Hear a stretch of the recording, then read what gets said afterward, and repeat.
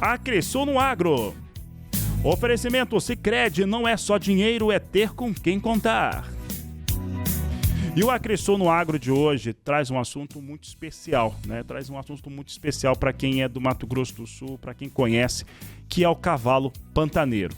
E para falar a respeito do cavalo pantaneiro, para falar a respeito da sua relevância sobre o fator econômico, sobre o fator cultural, sobre o fator social e até sustentação de todo um bioma que existe aqui no Brasil, nós recebemos aqui em nossos estúdios a Roberta Andrade, que está aqui conosco e que é uma pessoa também muito especial para o cavalo pantaneiro. Hoje ainda ela vai trazer uma palestra lá na Expo Equestre, lá na sede da Crisul.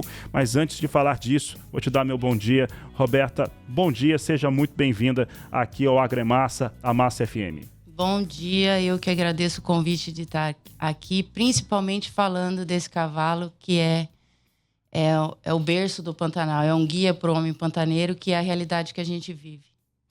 Muito bem, Roberta. Roberta, e é um guia para o homem pantaneiro. Eu achei muito interessante, eu achei muito forte o nome da sua palestra. Nós estamos na Expo Equestre, né? Você que acompanha o Agremassa sabe disso. Tem a Expo Equestre, tem o Festival da Carne acontecendo simultaneamente no Parque Laucídio Coelho. Mas nós temos a Expo Equestre e hoje nós temos a palestra Cavalo Pantaneiro, o super-herói que nasceu no coração do Brasil. E um fator que eu acho muito interessante, né? Quando a gente fala super-herói, fala de algo que é muito acima daquilo que a gente conhece. Por que você coloca o cavalo pantaneiro? Como é que você define esse cavalo pantaneiro dessa forma? É muito interessante a criação desse nome, até simplificado, né? Porque eu sempre achei assim muito técnica as palestras sobre o cavalo pantaneiro. E tudo surgiu na minha vida em relação ao cavalo pantaneiro, em relação ao Pantanal em si, de forma tão natural, porque é a vivência que a gente tem. E o cavalo pantaneiro é isso, é um super-herói moldado pela natureza que passou mais de 3 séculos no bioma e pegou todas as características necessárias para alavancar a pecuária e para ajudar esse homem desbravador dentro do Pantanal. Ele é um super-herói. Ele foi se adaptando com aquele monte de água, com a seca, criando mais resistência, criando uma série de coisas que eu vou falar na palestra. E nós vamos fazer e abordar todos esses temas com muita simplicidade. Até fiquei muito feliz com o convite do Nilson Ricartes, que está promovendo junto com a Crisul esse evento. E saber, e só aceitei, porque eu tenho uma certa dificuldade em falar, eu gosto de escrever. Porque vão crianças de rede estadual e municipal participar. E mostrar para a criança esse cavalo, e às vezes ela não tem contato com esse cavalo, e contar dessas particularidades que o tornam um super-herói, é um Hulk, é um Aquaman, ele anda na água. Ele aprendeu a sobreviver dentro da água. Para mim isso é maravilhoso. Poder mostrar e fazer com que essas crianças talvez entrem nas nossas páginas, que a gente fala da realidade mesmo pantaneira, nua e crua, e se interesse por esse universo, né? Roberta, o cavalo pantaneiro ele tem uma relevância muito forte no Mato Grosso do Sul, e é claro que o nome não é à toa. Ele é um cavalo, né, que se adequa a um cenário que é, de certo modo, hostil. Né? E ele vem se adequando, se adaptando, achando formas há séculos, se adaptando nesta região. Quando você fala a respeito dessas características, né, que ele foi buscando na sua seleção natural, eu até diria que é uma seleção natural de adaptação que esse cavalo teve, quais são as principais características que ele veio desenvolvendo no passar dos séculos? Muitas características. O cavalo pantaneiro, além dessa capacidade que ele tem de sobreviver nesse ambiente hostil, ele adquiriu hábitos, fortaleceu sua musculatura, ele aprendeu a pastejar, ele faz apneia, ele aprendeu a comer debaixo d'água. Isso é sensacional, né? Você conseguir se alimentar embaixo d'água. Ontem eu ainda estava conversando sobre outra particularidade com meu marido, que é um conhecedor, um criador de muito peso dentro da raça, sobre o jeito que ele caminha dentro d'água, né? Que é muito interessante todas essas características. Então eu acho assim, a gente precisa contar a história do cavalo pantaneiro, e uma coisa que eu vou chamar a atenção aqui, que eu vou falar na minha palestra, é sobre aquele monumento que existe no Parque das Nações Indígenas do Índio Guaicurus. A maioria das pessoas não sabem que o índio Guaicurus, o temido índio cavaleiro, que foi quem domesticou o cavalo pantaneiro. E aquele monumento é um índio Guaicurus montado num cavalo pantaneiro. Aonde eu vou aqui dentro de Campo Grande, ninguém sabe disso. Você sabia disso, Fabiano? Eu já sabia que eu já tinha conversado com alguns criadores a respeito. Mas sobre há pouco. Porque eu soube, eu não lembro quando foi, Roberta, mas porque aquilo me criava uma curiosidade, porque a escultura, para mim, sempre apareceu muito americanizada. E aí eu questionei um grupo de porque criadores, não foi um pantaneiro que foi lá e fez. E aí eu questionei, mas por que esse índio meio americano tá aqui, né? O índio em si, não a escultura, quando aparece o índio, aquele índio não parece tanto com o nosso índio daqui. Eu acho que essa é a questão que eu coloquei. Aí me contaram a história que é um Guaicurus em cima de um cavalo da região, do cavalo do Pantanal. Sim, o cavalo pantaneiro, você vê, ele veio de tão longe, é uma raça naturalizada, né? Porque ele é descendente dos primeiros, na época da colonização do Brasil. Nós tivemos aqui os espanhóis inserindo o lusitano e o berbere, né? E aí, através das expedições dos bandeirantes pelo centro-oeste do Brasil, esse cavalo foi adentrando. E aí achou aquele ambiente maravilhoso no Pantanal, hostil, mas ao mesmo tempo que propiciou com que ele se reproduzisse e criasse essas características. E esse índio valente que defendia o território e defendia seu povo da escravidão naquela época, né? Porque foram atrás dos índios para capturá-los para serem escravos nessas colônias portuguesas. Então, isso é de uma grandeza tamanha. E quando o homem pantaneiro chegou no Pantanal, começou a colonização nas partes baixas, em função dos rios, que era mais fácil, você ir até a sua propriedade de canoa. Encontrou esse cavalo não foi guiado, ele guiou o homem para desbravar e para fazer acontecer a pecuária. Então, olha a importância disso, né? Em relação a alguns fatores que eu falo de definição zootécnica do cavalo, bom, primeiro é se alimentar no Pantanal, né? Porque eu penso sempre em boi, né? Característica é pensar nos bovinos, e você tem uma dificuldade de, por exemplo, de pastagem na região do Pantanal. Sim. Você não tem uma pastagem, ou uma possibilidade de ter uma pastagem muito rica. Hoje a gente tem até algumas variações, né, umas variedades que você consegue cultivar ali para melhorar essa alimentação, mas é pouco comum. Em relação ao cavalo, qual é o que é palatável, era palatável e é palatável para ele ainda, porque ele também é menos exigente, parece, na escolha desse alimento que ele vai comer no Pantanal. Com certeza, essa é uma característica muito forte. E na palestra nós vamos abordar 2 preconceitos contra o cavalo pantaneiro. Em relação a isso que você está me perguntando, um deles é o tamanho. O cavalo pantaneiro é um cavalo de porte médio. E por muitos que não conhecem o porquê dessa característica, ele é julgado por isso. O cavalinho, o pé duro. E, na verdade, é justamente conversão alimentar. Ele precisa...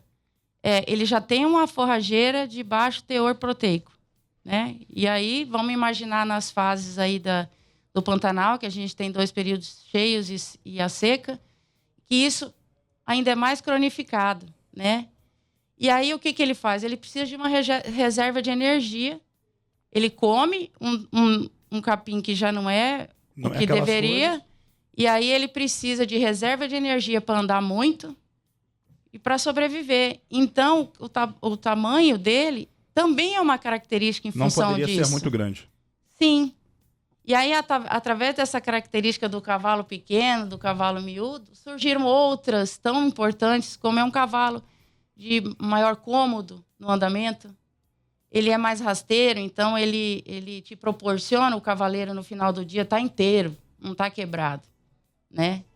E aí, outra preconceito muito grande é sobre a anemia infecciosa equina. É uma das coisas que eu tenho mais prazer de falar do cavalo pantaneiro, e cobro quem às vezes está dando uma palestra de falar da anemia infecciosa equina. Existe a teoria que o cavalo pantaneiro como um todo transmite anemia infecciosa equina. Aonde a gente vai, já aconteceu da gente ir em grandes centros levando os cavalos, as pessoas das outras raças ficam horrorizadas com a nossa entrada. Ora, primeiro precisa se conhecer a história da anemia. A anemia não é do cavalo pantaneiro, a anemia não é do Pantanal. Não faz nem o menor sentido. A anemia chegou no Pantanal através de outras raças. Então, o cavalo pantaneiro é uma vítima. E hoje, há muitos anos atrás, foi feito, em conjunto com os criadores e com a Embrapa, um trabalho para não extinguir a anemia, porque nós estamos falando de um bioma que muito difícil de controle, mas ela é controlada. E hoje, para você trafegar com o animal, olha o tanto de coisa zootécnica que você tem que estar em dia para tirar um GTA. Né? Então, é um estigma que jogaram em cima do cavalo pantaneiro. E até hoje existem os leigos que acreditam que qualquer cavalo pantaneiro é transmissor de anemia infecciosa equina. Roberto, quando a gente pensa no Pantanal, a gente pensa em alguns símbolos. Você acredita que hoje, e até porque você fala do super-herói, vou autorar para o assunto da sua palestra, o super-herói que nasceu no coração do Brasil. Hoje o cavalo pantaneiro ele tem essa consideração, principalmente na população do Mato Grosso do Sul e do Mato Grosso, que convivem, de certo modo, direto ou indiretamente com esse animal? Não. Justamente é muito importante da gente sempre colocar o cavalo assim. Hoje, quem ama o cavalo pantaneiro é quem cria o cavalo pantaneiro. Mas, como um todo, a gente tenta mostrar que é um patrimônio brasileiro. É um cavalo que chegou aqui há mais de 300 anos e se moldou e se tornou naturalizado brasileiro. Ele é um brasileiro. E hoje, a gente vê aí, a gente gosta de todas as raças. Eu aprendi com Ayrton Bach que o cavalo bom ele não tem raça. Mas o nosso estado e o Mato Grosso ele ainda tem muito mais cultura, assim, penso, né? Tem muito mais homens que ainda não saíram para grandes centros. Mas nós nos tornamos americanos. Tudo bem você gostar das outras raças. O quarto de milha, cada uma delas tem aptidões diferentes, né? Mas, em primeiro lugar, vamos valorizar o que é nosso. Vamos conhecer a história. Vamos olhar aquilo como um símbolo. O cavalo pantaneiro é um símbolo, e não é um símbolo só do Pantanal, é um símbolo brasileiro, de resistência, de desbravamento. Ele tem, o cavalo pantaneiro tem um papel para o Brasil e para uma região tão importante, ou mais, eu vou colocar assim, quanto o cavalo crioulo para o Rio Grande do Sul. Sim, você sabia que é a mesma linhagem, só que em situações diferentes. Exato, inclusive essa mesma origem, né? Isso, do cavalo espanhol. Isso. Lá atrás, se você puxar no DNA, todos são da mesma, só que foram para lugares diferentes e se adaptaram a isso, né? Tanto o tamanho como morfologia, tudo muda. Então, é essa conscientização que a gente traz de uma forma mais leve em relação à palestra. E uma coisa legal, nós fizemos um protótipo, que é o que eu quero demonstrar lá na palestra também, de criação de um gibi. Você gostava de ver gibi? Ah, demais. Eu amava um gibi, eu tinha coleção de gibi. Então, um gibi engraçado, com uma caricatura do homem pantaneiro, no cavalo pantaneiro, o deboche do homem pantaneiro, que é uma coisa fantástica. Quando você chega, até aqui a gente tem um pouco menos, mas quando você chega no Mato Grosso e vê aquela pionada pantaneira, numa roda de tereré, contando causos, você não quer sair de lá. Então, é isso que a gente quer trazer nesse gibi, uma coisa que, às vezes, não muito longa, não muitas páginas, mas uma seleção aí, contando essa história de uma forma lúdica até. E poder levar para as escolas, porque nós estamos fazendo, até em parceria em Rio Verde, com uma escola lá, a Marisa Ferzelli, uma conscientização e uma retomada da cultura para as crianças se sentirem felizes e ter aquela vontade de ser pantaneiro novamente, porque são descendentes de pantaneiro, o pessoal Sim. de Rio Verde, né? E aí, de forma tão assim, orgânica, sem muita programação, está dando tão certo isso. As crianças ficam encantadas com a palestra do cavalo pantaneiro, amam colocar uma roupa que condiz com o homem pantaneiro. Então, um resgate cultural. E começa aí. Então, o nosso foco principal é trazer esse jovem e essa criança para o orgulho do Estado e da cultura que a gente tem aqui. Quem não conhece o passado, como que faz lá na frente, no futuro, sem saber suas raízes?